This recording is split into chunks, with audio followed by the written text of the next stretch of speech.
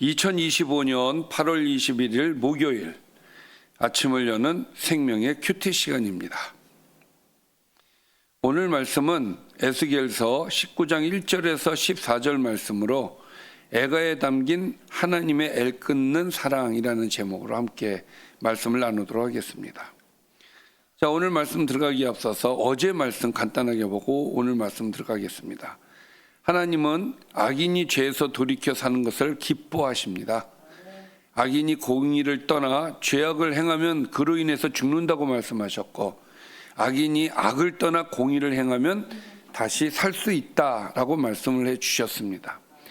이러한 주님의 길은 공평합니다. 하나님은 각 사람이 행한 대로 심판하시기 때문에 스스로 죄를 버리고 마음과 영을 새롭게 해서 죽지 말고 살라라는 그런 말씀이셨습니다.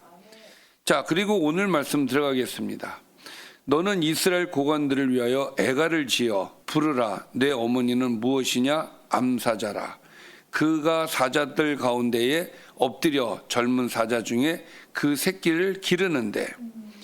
자, 오늘은 암사자와 새끼 사자 비유와 또 포도나무 비유, 이 두 가지를 말씀을 드릴 겁니다. 지금은 암사자와 새끼 사자 비유인데 1절 말씀에 그 애가를 지으라 그랬죠. 고관들을 위하여 애가를 지으라. 그리고 부르라. 내 어머니는 무엇이냐? 여기에서 어머니는 암사자라고 얘기하는데 어머니는 유다 왕국 또 다윗 왕조를 이야기하는 거예요. 여기에서 암사자는. 또 새끼 사자는 왕자들을 얘기하는 거죠. 왕자들을 얘기하는데 특히 여기에서 말하는 그 새끼, 한 새끼는 여호 아하스를 의미합니다. 이것은 예언이라기보다는 지나간 것을 애가로 슬픈 노래, 애가가 슬픈 노래잖아요.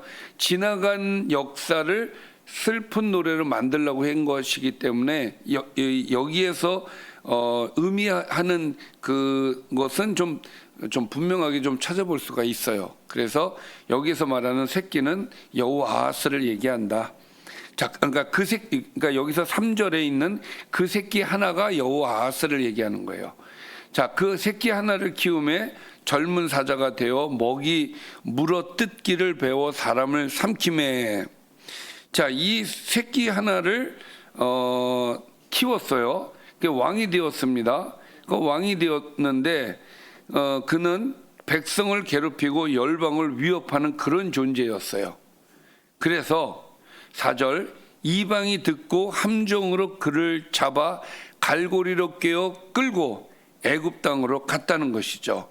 그러니까 여호아하스는 그 애굽 왕 느고에 의해 체포되어 애굽으로 가게 됩니다.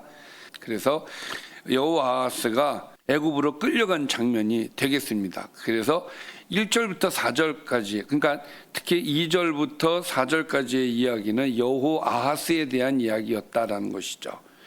자, 그 다음에 두 번째 새끼 사자 이야기가 나옵니다. 자, 끌려갔잖아요. 자, 암사자가 기다리다가 소망이 끊어진 줄을 알고, 자, 다시 안 돌아오죠.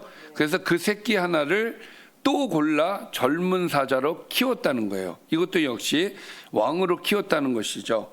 그래서 젊은 사자 하나를 다시 골랐다는 거예요. 이 다시 고른 왕자가 젊은 사자가 되매 여러 사자 가운데에 왕래하며 먹이 물어뜯기를 배워 사람을 삼키며 그의 궁궐들을 헐고 성읍들을 부수니 그 우는 소리로 말미암아 땅과 그 안에 가득한 것이 황폐해졌다는 이야기죠.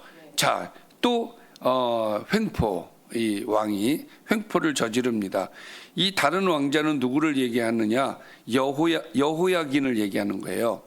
자, 여호야긴이 왕이 되어서 이렇게 백성들을 괴롭혀서 황폐해졌다는 이야기를 하는 것이죠. 자, 그래서 역시 8절에 보니까 이방이 와서 포위를 하고 있는 지방에서 그를 치러 와서 그의 위에 그물을 치고 함정에 잡아. 자, 여기서 이방이 포위를 했다고 했죠.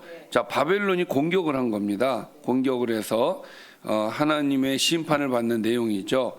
자, 9절입니다. 우리에 넣고 갈고리를 꿰어 끌고 바벨론 왕에게 이르렀나니 그를 옥에 가두어 그 소리가 다시 이스라엘 산에 들리지 아니하게 하려 함이라. 그래서 결국 다윗 왕조는 점차 무너져 갔다라는 이야기를 9절 말씀까지 한 것이에요.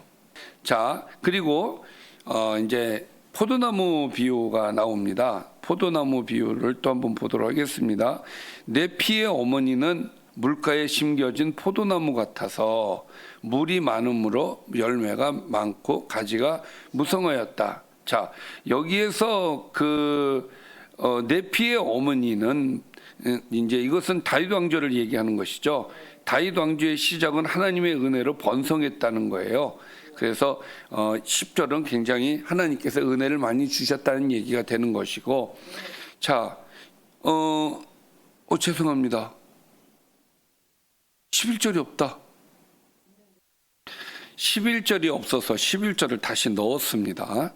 자, 그 가지들은 강하여 권세 잡은 자의 규가 될 만한데 그 하나의 키가 굵은 가지 가운데서 높았으며 많은 가지 가운데서 뛰어나 보이다가, 여기에서 그 가지들은 강하여 권세 잡은 자의 규가 될 만하였다는 것은, 규는 이제 왕권을 얘기하는 것이죠. 왕권의 규, 통치자의 권위를 상징하는데, 자, 이 포도나무 가지가 강하여서 왕권을 행사할 수 있을 만큼 힘을 갖추었다는 이야기예요. 그러니까 이것은 다윗 시대와 솔로몬 시대 왕조의 강성함을 이야기를 하는 겁니다.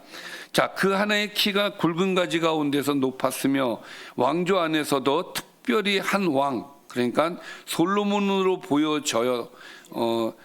그 한 왕을 가리키는 것으로 보여지고, 굵다라고 하는 것은 힘과 세력을 나타내는 것이고, 높았다라는 것은 그 영향력이 국제적으로도 알려졌음을 의미하는 겁니다. 그러니까 솔로몬 시대에 이스라엘이 강력한 나라로 세워졌던 모습을 볼 수가 있는 것이죠. 또 많은 가지 가운데서 뛰어나 보이다가 분노 중에 뽑혀서 땅에 던짐을 당하였다는 것이죠. 자, 이것은 하나님의 심판으로 왕조가 뿌리채 이제 뽑히게 되었다라는 이야기가 되어지는 것입니다. 자, 그 열매는 동풍에 마르고 그 강한 가지들은 꺾이고 말라 불에 탔다. 자, 동풍에 말랐다라는 얘기는 보통 이 동풍을 얘기를 할 때는 아수르나 바벨론을 얘기하는 것이거든요. 근데 이거는 이 시점에서 이야기를 보면은 아수르는 아니고 이제 바벨론으로 보는 것이 맞는 것 같습니다. 바벨론에 의하여서 마르고 강한 가지들이 꺾이고 불타버렸다라는 이야기죠. 불이 그 가지 중 하나에서부터 나와 그 열매를 태우니 권세 잡은 자의 규가 될 만한 강한 자가 없도다 하라. 여기까지가 이제 애가에 대한 내용이 되겠죠. 자, 그래서 내부에서 나온 불, 그러니까 왕들의 죄악, 백성들의 불순종에 의해서 이 왕조가 무너졌다라는 이야기를 하는 겁니다. 자, 하나님께서 이것을 애가로 만들라고 했어요. 슬픈 노래로 만들라고 했어요. 그리고 마지막에 뭐라고 말씀하시냐면 이것이 애가라, 후에도 애가가 되리라. 그러니까 지금 현재만이 아니라 계속해서 이것은 애가가 될 것이다. 그러니까 계속된 반복되는 슬픔이 이어질 것이다라는 말씀을 주고 계시는 거예요. 애가가 여기서 끝나지 않고 계속 이어질 것이다. 슬픈 이야기죠. 그러면 하나님께서는 이 애가를 왜 만들라고 하셨을까요? 이거는 과거의 슬픈 역사를 담긴 이 노래인데 이 노래를 왜 만들라고 하셨겠습니까? 그렇죠. 과거의 모습을 보고 정신 차리라고 얘기를 하시는 거예요. 그렇기 때문에 하나님께서 이 애가를 통해서 이스라엘 백성들이 회개하고 돌아오기를 바라는, 회복되어지기를 바라는 하나님의 그 사랑의 마음을 우리가 들여다볼 수가 있는 것이죠. 자, 이렇게 해서 하나님께서는 그들에게 애가를 만들어 주셨습니다. 자, 오늘 말씀을 정리를 좀 해보겠습니다. 하나님께서 이스라엘 고관들을 위해 애가를 지으라고 말씀하셨습니다. 암사자가 낳은 새끼가 자라 사람을 삼키자 이방이 그를 잡아서 애굽으로 끌고 갑니다. 또 다른 새끼가 젊은 사자가 되어 사람들을 또 삼킵니다. 그래서 이방이 그를 바벨론 옥에 가둡니다.